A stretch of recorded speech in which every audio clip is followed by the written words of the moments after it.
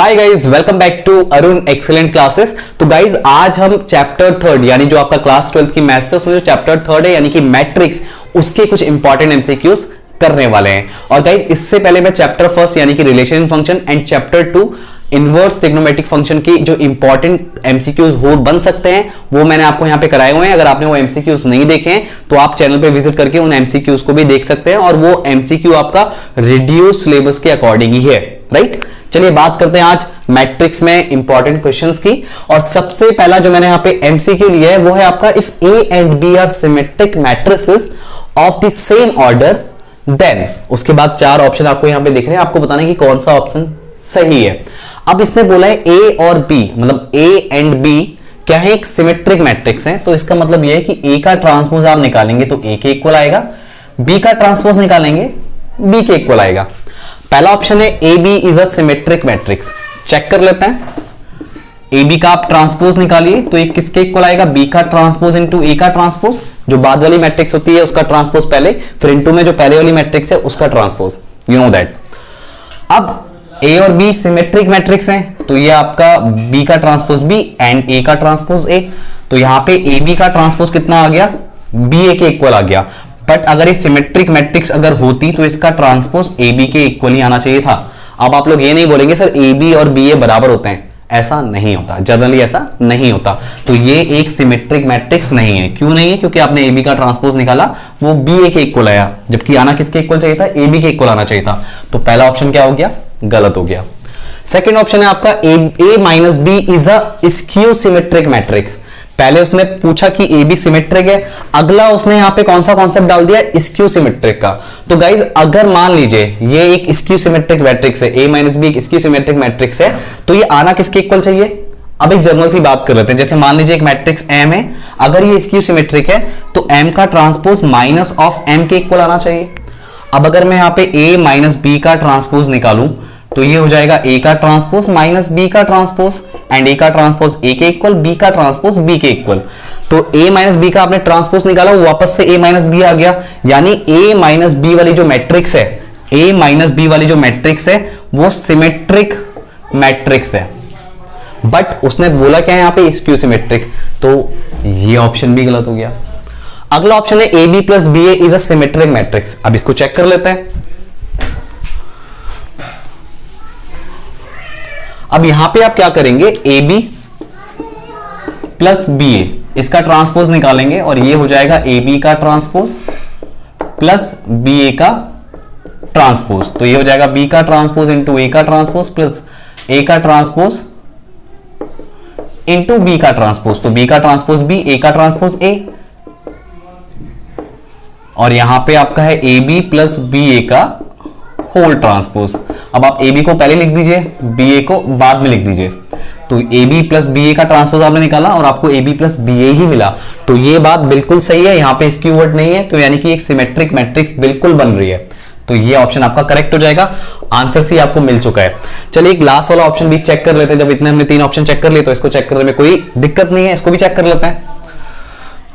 A B minus B A is a symmetric matrix. तो इसको अगर चेक करें हम, A B minus B A का होल ट्रांसपोज निकालते हैं तो ये हो जाएगा ए बी का ट्रांसपोज माइनस बी ए का ट्रांसपोज। ये हो जाएगा बी का ट्रांसपोज देन ए का ट्रांसपोज माइनस ए का ट्रांसपोज एंड बी का ट्रांसपोज। तो बी का ट्रांसपोज बी, ए का ट्रांसपोज ए। अब देखिए ये A B minus B A का ट्रांसपोज निकाला है तो यहां B A minus A B आया है, यानी अगर मैं नेगेटिव साइन कॉमन ले लूं तो यहां पे ए बी और यहां पे बी ए आ जाएगा।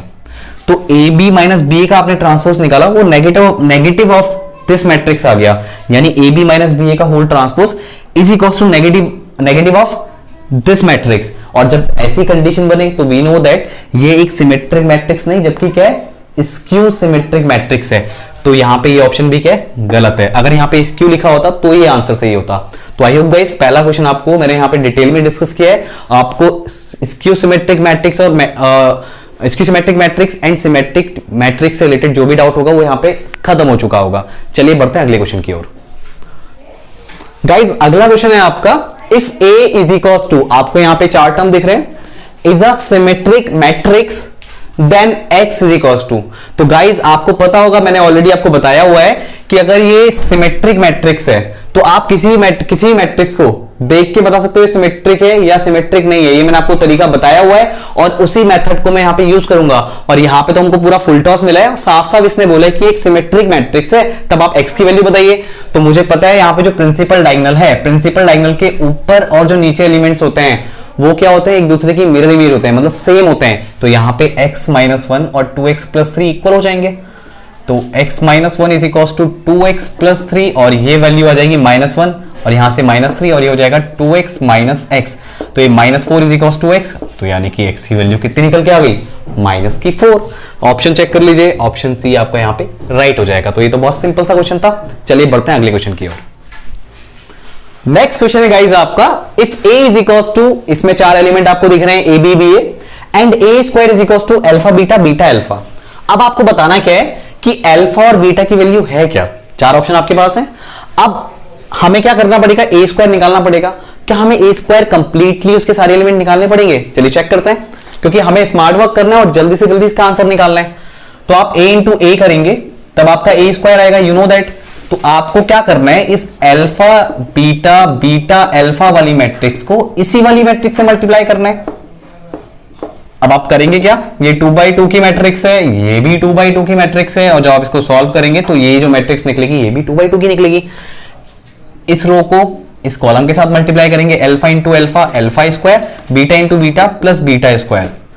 अब एक चीज यहां पे गौर कीजिए आप, अब एक चीज आप यहां पे गौर कीजिए। अब मैंने एक गलती यहां पे कर दी है, पता क्या गलती की है, मुझे ए बी बी ए लिखना था, मैंने लिख दिया अल्फा बीटा। चलो कोई बात नहीं, A B B A B B A, यहां पे 2x2। अब देखो ये जो नई मैट्रिक्स निकलेगी ये भी 2x2 की निकलेगी। इस रो को इस कॉलम के साथ मल्टीप्लाई करना है आपको, a into A square, b into B plus करके बी स्क्वायर। तो यहां पे अल्फा की वैल्यू तो मुझे डायरेक्टली मिल गई, ठीक हो गया, क्योंकि जब मैं कंपेयर करूंगा तो मुझे पता है यहां पे अल्फा आना है, यहां पे अल्फा लिखा है क्योंकि ये क्या है, ए स्क्वायर है। अब अल्फा चेक करते हैं, इसमें भी ए स्क्वायर प्लस बी स्क्वायर, इसमें भी ए स्क्वायर प्लस बी स्क्वायर, यहां भी ए स्क्वायर प्लस बी स्क्वायर, और लास्ट में ये अल्फा 2ab है। तो इससे तो मुझे सिर्फ इतना मिला कि ऑप्शन डी नहीं हो सकता। अभी थोड़ी सी मेहनत और करनी है। अब इस वाली रो को इस वाले कॉलम से मल्टीप्लाई करेंगे और यहां लिखेंगे, तो a into B plus B into A, ठीक है। अब यहां पे क्या है, बीटा है, यानी इसको सॉल्व कर देंगे तो बीटा आ जाएगा। तो ये ए बी और बी ए ये नंबर्स है, नंबर्स का मल्टीप्लाई, ये मैट्रिक्स नहीं है जो ए बी बी है। तो ये कितना हो जाएगा, 2ab हो जाएगा, राइट। तो 2ab आप चेक करो, इसमें ab है तो ये नहीं हो सकता, ये ऑप्शन नहीं हो सकता, इसमें ab है तो यही ऑप्शन होगा, और यहां पे a square minus B square beta की वैल्यू, तो ये नहीं हो सकता, क्योंकि बीटा को जब मैं इससे कंपेयर करूंगा तो 2ab ही आना चाहिए। तो बस सेकंड एलिमेंट ने मेरे काम को आसान बना दिया, और ऑप्शन आपका कौन सा करेक्ट हो गया, बी वाला। तो आई होप गाइज आपको ये क्वेश्चन जरूर समझ में आया होगा। चलिए आगे बढ़ते हैं। नेक्स्ट क्वेश्चन है guys, if A is equals to एक 3x3 की मैट्रिक्स, बी इज इक्वल्स टू भी 3x3 की मैट्रिक्स है, और आपको बताया है यहाँ पे and A B is equals to i3। इस i3 का मतलब है कि ये एक आइडेंटिटी मैट्रिक्स है जिसका ऑर्डर 3 है। Then x plus y equals, अब ए वाली मैट्रिक्स में x देखने को मिल रहा है और बी वाली मैट्रिक्स में y देखने को मिल रहा है, करेक्ट। अब आपको बताना है x प्लस वाई कितना निकल के आएगा। तो गाइस हम क्या कर सकते हैं, हम इस वाली इक्वेशन का फायदा उठाएंगे। मैं a और b को मल्टीप्लाई करता हूं, तो a और b को जब आप मल्टीप्लाई करेंगे तो इस रो को इससे मल्टीप्लाई करेंगे, यानी ये आपका आ जाएगा 1 इंटू 1 1, 2 इंटू 0 0, x इंटू 0 0, ठीक है। तो यानी मुझे यहाँ पे x मिला ही नहीं, मेरा काम बना नहीं। चलिए कोई बात नहीं। अब इस वाली रो को इससे मल्टीप्लाई करेंगे, तो देखो अब थोड़ा सा यहाँ पे सबक लेते हैं। मैंने इस रो को जब इस कॉलम से मल्टीप्लाई किया तो मुझे x कहीं नहीं मिला। अब मैं इस वाली रो को इस वाले कॉलम से मल्टीप्लाई करूंगा तो x किससे मल्टीप्लाई होगा, 0 से मल्टीप्लाई होगा। फिर से मेरा काम नहीं बनेगा, तो मैं इस पोर्शन को सॉल्व भी नहीं करता हूं, यहाँ पे ब्लैंक छोड़ देता हूं, ठीक है। अब क्या करना है, मेरे को इस वाली रो को इस वाले कॉलम से मल्टीप्लाई करना है। तो देखो 1 इंटू वाई करूंगा तो यहाँ पे y मिलेगा, फिर 2 इंटू 0 यहाँ पे 0 हो जाएगा, और फिर x इंटू 1 यहाँ पे x आ गया, राइट। अब मुझे कुछ सॉल्व नहीं करना है, क्योंकि ये जो मल्टीप्लाई होके आएगा मुझे उससे कोई भी लेना देना नहीं है। क्यों नहीं है, क्योंकि मुझे x प्लस वाई बताना है किसके इक्वल आ रहा है। तो मैं सारे एलिमेंट मल्टीप्लाई क्यों करूं, मुझे यहाँ पे मिल गया ना y प्लस एक्स। अब देखो, और ये है किसके इक्वल, ये आपका आइडेंटिटी मैट्रिक्स 3x3 ऑर्डर की जो है उसके इक्वल है। तो 1 0 0 0 1 0 0 0 1। अब ये यहां पे है एलिमेंट x प्लस वाई और यहां पे कितना है 0। जब आप इसको इक्वेट करोगे तो यानी कि x plus y, y plus x है या x प्लस वाई करो, बात एक ही है, इज इक्वल टू कितना आ गया 0।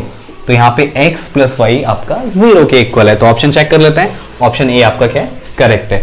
तो आई होप गाइस ये क्वेश्चन भी बहुत सिंपल था, आपको समझ में आ गया होगा। आगे बढ़ते हैं, नेक्स्ट क्वेश्चन है, if a is equal to एक 2x2 की matrix and a square minus k minus 5i is equal to 0, आपको बतानी है k की वैल्यू। तो आपको a स्क्वायर निकालना पड़ेगा, तो ये 1 3 3 4 और इसको आप मल्टीप्लाई कर देंगे 1 3 3 4 से, तो आपका a स्क्वायर आ जाएगा। अभी मैट्रिक्स देखते हैं क्या बनती है, इसको आप इससे मल्टीप्लाई कीजिए तो ये आपका 1 प्लस 9 एंड इसको अब आप नहीं, इस रो को इस कॉलम से मल्टीप्लाई करेंगे तो ये हो जाएगा 3 प्लस 12। नाउ अब इस वाली रो को इन कॉलम से मल्टीप्लाई करेंगे तो 3 1 जा 3, फिर 3 4 जा 12, फिर ये 3 इस वाली रो को इस वाले कॉलम से, तो 3 3 जा 9 एंड 4 4 जा 16।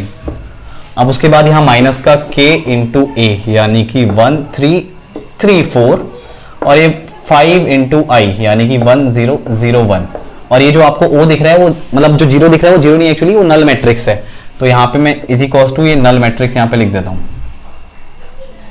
ओ, मतलब इसमें क्या होंगे 0 0, मतलब ये 2x2 की मैट्रिक्स है तो यहाँ पे 0 0 0 0 ये आपकी क्या हो जाएगी 2x2 की नल मैट्रिक्स। अब आपको k की वैल्यू निकालनी है, तो आप करना क्या, 9 और 1 10 हो जाएगा 10।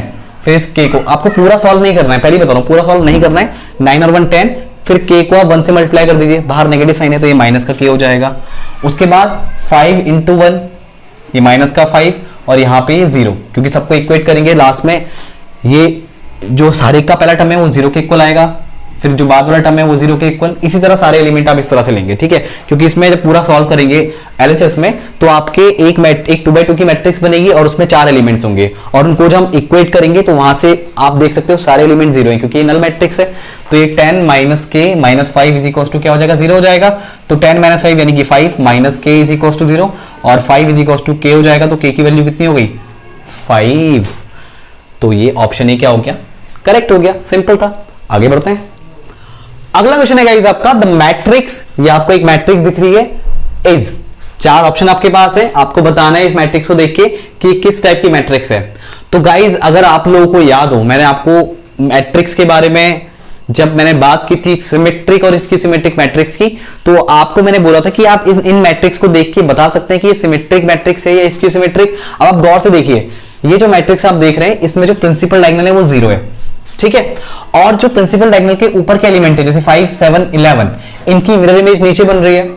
एंड इनमें एक चीज आप देखिए, जो ऊपर के एलिमेंट हैं उनके जो साइन है और जो नीचे के एलिमेंट है प्रिंसिपल डायगोनल के उनके जो साइन है वो क्या है, चेंज है। मतलब यहाँ पे प्लस का 5 तो यहाँ पे माइनस का, ये माइनस का 7 तो यहाँ प्लस का 7, ये प्लस का 11 तो यहाँ माइनस का 11। अगर प्रिंसिपल डायगोनल के सारे एलिमेंट 0 हो और प्रिंसिपल डायगोनल के ऊपर एलिमेंट और उसके नीचे के एलिमेंट का मिरर इमेज बन रहा हो और अपोजिट साइन हो, तो ऐसी मैट्रिक्स किस टाइप की मैट्रिक्स होती है, ये मैट्रिक्स होती है आपका स्क्यू सिमेट्रिक मैट्रिक्स। तो सीधी बात है कौन सा आंसर सही होगा आप जानते ही हैं, this is a skew symmetric matrix. तो बहुत सिंपल सा क्वेश्चन था, चलिए आगे बढ़ते हैं। अगला क्वेश्चन है गाइस आपका, if x plus y 2x plus z x minus y 2z plus डब्ल्यू इज इक्वल टू 4 7 0 10। तो मतलब ये दो इक्वल मैट्रिक्स आपको यहां पे दिखाई गई है। अब आपको बताना है x y z and w की वैल्यूज क्या क्या आएंगी। 4 ऑप्शन आपके पास हैं, आप देख सकते हैं। तो अगर मैं यहां पे कंपेयर करूं तो यहां से x प्लस वाई की वैल्यू 4 और x माइनस वाई की वैल्यू कितनी आ जाएगी 0 आ जाएगी। अब अगर इन दोनों इक्वेशन को सॉल्व कर लिया जाए, अगर मैं इसको इक्वेशन 1 एंड इसको इक्वेशन 2 लिख दूं और दोनों इक्वेशन को ऐड कर दूं तो y से y कैंसिल हो जाएगा और यहां पे 2x 0 प्लस 4 आपका 4, तो x की वैल्यू कितनी आ गई 2 आ गई। क्लियर। तो x की वैल्यू 2 यहां पे लिख दीजिए आप 2 ताकि हमें चेक करने में आसानी हो जाए। अब y की बात कर लेते हैं। अब इन दोनों में से किसी भी इक्वेशन में x की वैल्यू पुट कर दीजिए। अगर मैं पहली इक्वेशन में x की वैल्यू पुट कर दूं तो ये 2 plus y is equal to 4, तो y की वैल्यू 4 माइनस 2 यानी कि कितनी आ जाएगी 2, तो y की वैल्यू भी 2 आ गई। z की वैल्यू निकालते हैं। वैसे आप देखा जाए तो आंसर मुझे लग रहा है कि मुझे मिल चुका है, आप लोगों को भी दिख रहा होगा आंसर क्या आने वाला है, फिर भी चेक कर लेते हैं पूरा। तो यहां पे 2x plus z is equal to 7, तो x की वैल्यू कितनी है 2, तो 2 2 जा 4 plus z is equal to 7, तो z की वैल्यू 7 माइनस 4 यानी कि 3 आ जाएगी। तो यहां पे वैल्यू 3 आ गई। अब एक लास्ट वैल्यू बची है जो कि w की है, तो w कितना हो जाएगा 2z plus w is equal to 10। z की वैल्यू आपको पता है कितनी है 3, तो 2 3 जा 6 plus w is equal to 10 और w is equal to 10 minus 6 यानी w की वैल्यू कितनी आ गई 4। अब चेक कर लीजिए किस ऑप्शन में आ रहा है, बताने की जरूरत ही नहीं है। 2 2 3 4 यानी ऑप्शन ए क्या है आपका करेक्ट है। तो चलिए गाइस आगे बढ़ते हैं अगले वाले क्वेश्चन की ओर। अब इस क्वेश्चन में आपसे क्या पूछा गया है, total number of possible matrices of order 3 into 3 with each entry 2 और 0, यानी आपको वो सारी मैट्रिक्स बतानी है जहां पे सिर्फ 2 या 0 की एंट्री हो रही है। फॉर एग्जांपल 3x3 की मैट्रिक्स है, तो हो सकता है किसी में 0 कहीं पे आ रहा हो, कहीं पे 2 आ रहा हो, या हो सकता है सारे एलिमेंट 0 हो। तो ऐसे कितने केस बनेंगे, बहुत सारे केस बनेंगे। ऐसा हो सकता है सब में 0 हो, फिर एक हो सकता है सारे 2 ही हो सकता है फिर कुछों में 2 हो और कुछों में 0 हो। ऐसे बहुत सारे केसेस बनेंगे। तो आपका जो यहाँ पे मैट्रिक्स किस टाइप की बनने वाली है उसका मैं आपको आइडिया दे रहा हूं। जैसे हो सकता है किसी में सारे ही 2 हो,